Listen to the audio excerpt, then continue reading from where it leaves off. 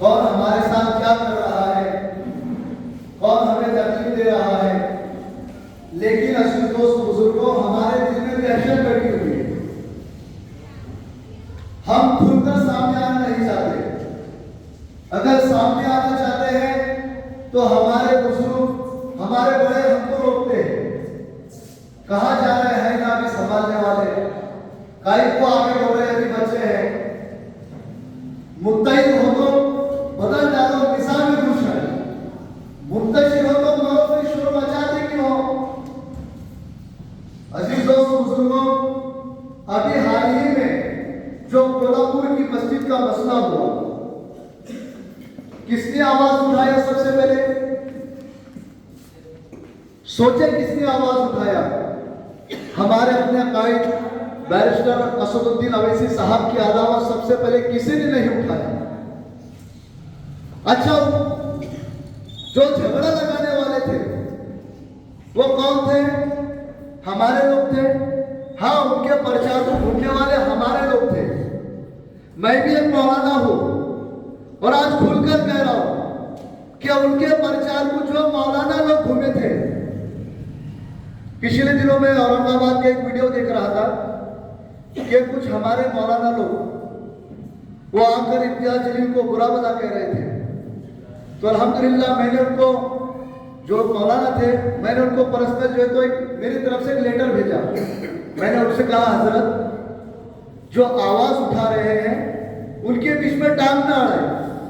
अगर आपको कभी फेमस होना है तो आप किसी और तरीके से फेमस हो जाए, लेकिन ऐसे शख्स को बदनाम करना जो अपने कौम के लिए लड़े, जो अपने कौम की आवाज उठाए, ऐसे शख्स को बदनाम करके आप कामयाब नहीं होंगे बल्कि उल्टे नाकाम हो जाएंगे। तो अजीज दोस्तों बुजुर्गों, हमको समझना चाहिए। अब आजादी के ताल्लुक से सबसे पहले आजादी किसने दिलाई? हम ये बोलते हैं हमने देश को आजाद कराया, देश को आजाद कराया। तो कैसे आजाद कराया हमको भी तो मालूम होना ना। लाल किला ये किसने बनाया? बोलो ना, किसने बनाया? मुसलमानों ने बनाया। इसके कौन थे बनाने वाले? मुसलमान थे। लेकिन अजीज दोस्त बुजुर्ग, इनकी याददाश्त तो हमें होना। ताजमहल मुमताज ने बनाया, शाहजहां ने बनाया मुमताज के वास्ते। तो ये किसने बनाया? मुसलमानों ने। हमारी जितनी भी चीजें हैं हिंदुस्तान को चमकाने वाली, तो अजीज दोस्त बुजुर्गों, जो बड़ी इमारतें हमारे बुजुर्गों ने बनाए और आज हमसे सर्टिफिकेट मांगा जा रहा है। अगर हम खड़े और किसी ने कहा चलो तुम बोलते देश को आजाद कराए, आजाद कराए, तो किन्हें आजाद, कौन था तुम्हारा आजाद कराने वाला? हमको सामने नाम आता है टीपू सुल्तान का। अकेले थे, उनके साथ भी तो थे ना। अजीज दोस्त बुजुर्गों, देश को आजाद जो कराने की सबसे बड़ी दुनिया में कहीं से गिरी, वो दारुल उलूम देवबंद से गिरी। कहां से गिरी?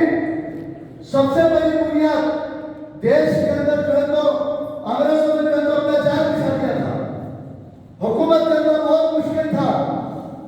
जब देश को आजाद कराने की बात करें उसको काट दिया जाता था, उसको शहीद कर दिया जाता था। लेकिन मैं आपको बताऊं, ये जो मेरे पास किताब है इसमें पूरा सबूत है। ये किताब पूरी उससे ही लिखी हुई है कि देश को किसने आजाद कराया। लेकिन हम क्या है, हम मुताला नहीं करते, हम पढ़ते नहीं है। कब पढ़ेंगे, कब तो हम मालूमात हासिल करेंगे। अंग्रेज लोग जब देश को, हमारे ऊपर देश में कब्जा किया, उसके बाद कुरान के 30 लाख नुस्खे चलाए। तो उन्होंने कहा कि इस मुल्क में हुकूमत कैसे कायम होगी? तो किसी ने कहा कुरान चलाओ, उलमा को काटो, मदारिस बंद करो। तो उन्होंने 30 लाख नुस्खे में कुरान चलाए। फिर करते करते करते दारुल उलूम देवबंद की मैं तो सरहद में पहुंचे, वहां पहुंचे मदरसे में। तो उसके बाद मैं आपको इसमें बताता मेरे के साथ किताब स्पेशली इसके लिए आए कि आपको बताओ सच्चाई क्या है। बात अल्हम्दुलिल्लाह इससे बहुत होती रहती है, लेकिन आज में थोड़ा सा और बताना है क्योंकि हम सलाहुद्दीन अय्यूबी के मानने वाले हैं और ऐसे मानने वाले हैं कि हमारे देश की बेटियां लुट रही है, इज्जत उनकी नीलाम हो रही है, लेकिन हमको पसीना तक नहीं आ रहा है। हमारे मासूमों को जो है तो 18 साल 20 साल के नौजवानों को मार दिया जा रहा है, फिर भी हमको पसीना नहीं आ रहा है। ना लड़ने वाले हैं टीपू सुल्तान शहीद रहमतुल्लाह अलैह, उन्होंने ये नहीं सोचा था कि मेरे पीछे लश्कर आएगा या नहीं आएगा, मेरे को आखिर में खड़ा रहना है, मैं अकेला ही चलाता जाने में मंजिल, मगर लोग साथ आते गए, कारवां बनता गया। लेकिन हमारा क्या है, हम अभी से सोए हुए हैं। हम ऐसी कौम हो गई है आज के दौर में। अजीज दोस्त बुजुर्गों, मोहम्मद बिन कासिम ये 18 साल का नौजवान था, लेकिन एक मासूम बेटी की चीख की उम्र 18,000 का लश्कर लेकर हिंदुस्तान को फतेह करने के लिए आया था। हज्जाज बिन यूसुफ ये उसका चचा है, अल्लाह ने इसको माफ करेगा तो सिर्फ इस दुनिया में माफ करेगा कि जो कुरान के ऊपर जबरदस्ती लगाया था, वरना उससे बड़ा जालिम कोई नहीं था। तो उसने कहा था मोहम्मद बिन कासिम उठ और हिंदुस्तान के लिए निकल। लेकिन आज हमारे अपने गांव में बेवाओं की इज्जत लूटी जा रही है। हमारे अपनी कौम की बेटियां इंस्टाग्राम, फेसबुक और बहुत सारे सोशल मीडिया पे डांस कर रही है, नाच रही है। लेकिन आज मेरे कौम के नौजवान उनका नाच गाना देखते हैं, उनको फॉलो करते हैं, लेकिन कोई आगे बढ़कर ये कदम नहीं उठाता कि उनको चीजों से रोका जाए। आखिर कब रोकेंगे? ये सोचो कि वो किसी की बहन नहीं, मेरी बहन है, वो किसी की बेटी नहीं, मेरी बेटी है।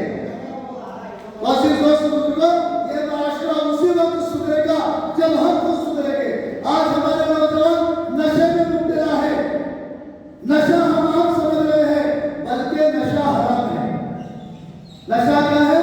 हराम है, और हराम करने वाला इस्लाम में नहीं रहता। हमने सिर्फ दारू को हराम समझा, हमने सिर्फ जो है तो जो मोटे मोटे गुनाह को हराम समझा। अजीज दोस्त बुजुर्गों, हर चीज नशा बोले तो पूरी भी नशा है, वो भी हराम है। लेकिन हम ये चीजों को गुनाह नहीं समझते।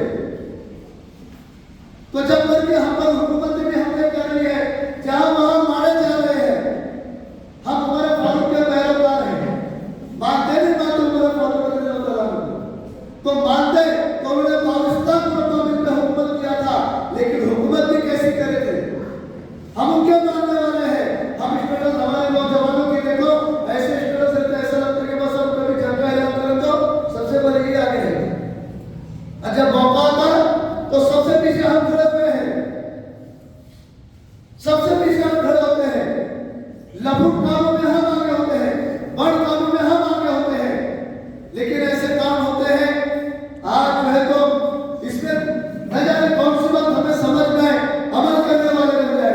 लेकिन क्या है, हमारे नौजवानों को बोलना पड़ता चलो रे प्रोग्राम है, चलो रे प्रोग्राम है, लेकिन कहाँ है?